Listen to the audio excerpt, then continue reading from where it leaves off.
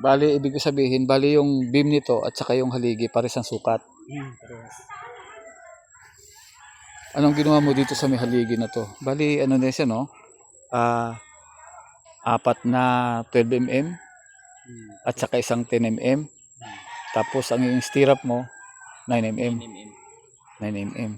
Tapos, nagbigay ka rin ng bilang, ano? Paano ginawa mo bilang dito? Ilang, ano yan? Limang 2 inches. Limang 2 inches, tapos Lima man na 10. limang 10 centimeter. Bali 4 pulgada. Tapos ang patuloy 20-20. 20-20, bali 8 pulgado naman. Tapos ang yung ipinorma bali ang siparlis na ditres. Anong kapal itong ano mo? Anong kapal? 2x3. 2x3 by anong kapal niya? 1.2, 1. Tingnan. Bali 1.5. Parang 1.5 yata. 1.5 to, no?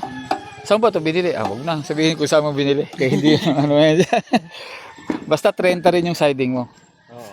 Ito yung mabilis na paraan kasi eh. Lalo na kung mabilisan ito eh. Kasi ang gagawin mo, ang ginagawa mo rito pag ipit, paano ginagawa mo iipitin to?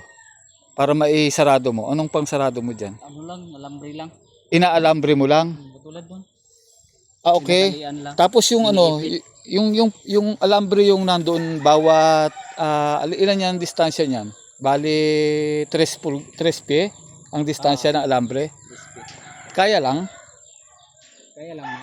Kaya lang ano? Wag lang bibiglain dahil manumano naman kasi ito eh. Kaya lang yan. Wala na ibang support kundi yung alambre lang. Kaya lang ha? Oh, kaya lang kasi nakita naman doon eh. Oh. Kasi kung hindi kaya, makikita mong bubuntis yan eh. Pero kaya lang yun. Kaya lang. Oh, yan.